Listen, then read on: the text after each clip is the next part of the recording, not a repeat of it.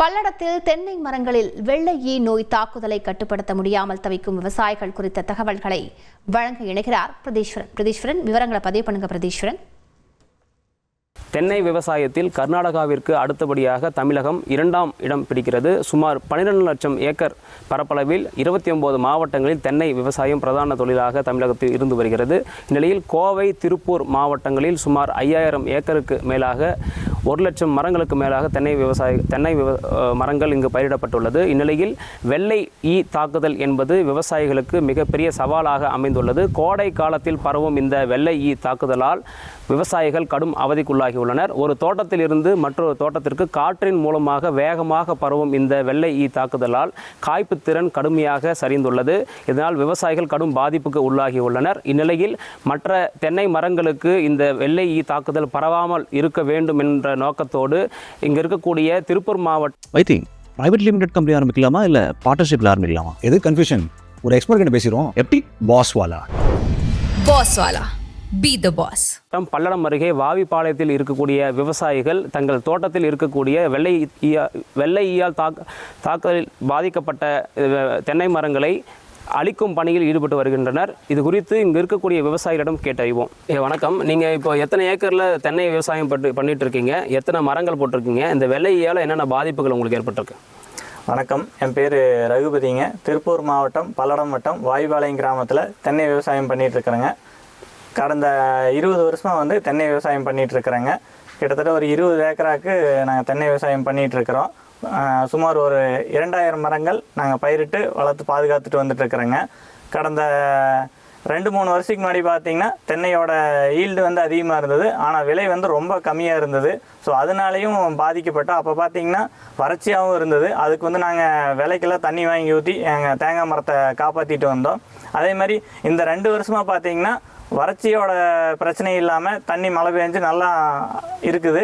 So அந்த பிரச்சனை முடிஞ்சதுன்னு பார்க்கும்போது தான் பார்த்திங்கன்னா இப்போ வெள்ளை பிரச்சனை கடந்த 2-3 வருஷமாக வெள்ளை பிரச்சனை அதிகமாக வந்துட்டுருக்குது.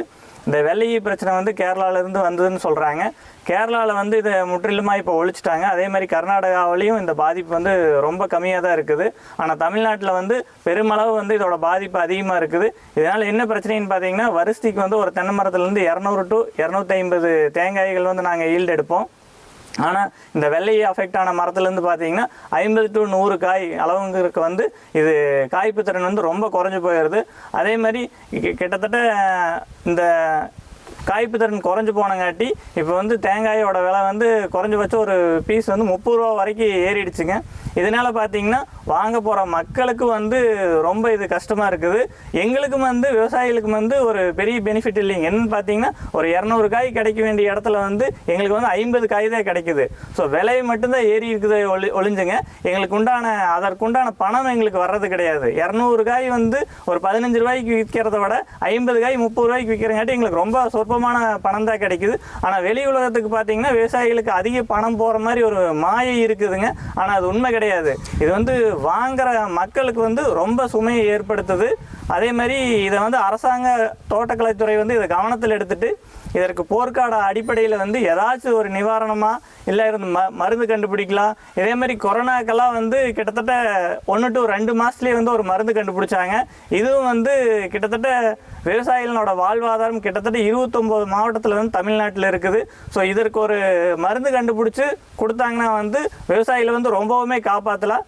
அதே மாதிரி இது இங்கே இருக்கிற லோக்கல் அன்ஆர்கனைஸ்டு செக்டரில் இருக்கிற மக்களுக்கு வேலை வாய்ப்புகள் அதிகமாக கொடுக்கக்கூடிய தொழில். அதே மாதிரி கடந்த 2 வருஷமாக பிரச்சனையில் இருந்தது. இப்போது தண்ணி பிரச்சனை இல்லாமல் கடந்த 2 மாதமாக தேங்காயே இல்லாமல் உலர்களங்கள் ஃபுல்லாமே மூடி இருக்கிறாங்க. ஒவ்வொரு உலர்களத்துலேயும் கிட்டத்தட்ட ஒரு 10 to 20 குடும்பங்கள் வேலை செஞ்சுட்டு இருந்தாங்க. இப்போ அவங்க எல்லாருமே வேலையில்லா திண்டாட்டத்தில் இருக்கிறாங்க. இப்போ உங்களுடைய தென்னந்தோப்பில் எத்தனை மரங்கள் பாதிக்கப்பட்டிருக்கு? இப்போ எத்தனை தென்னை மரங்களை இப்போ வெட்டிட்டு இருக்கீங்க? இப்போ பார்த்தீங்கன்னா ஒரு 500 மரங்கள் ரொம்ப அதிகமாக பாதிப்படைஞ்சிருக்குதுங்க.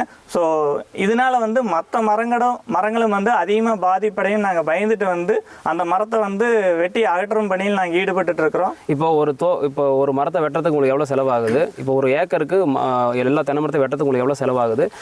மறுநடவு செய்ய எவ்வளோ செலவாகுது?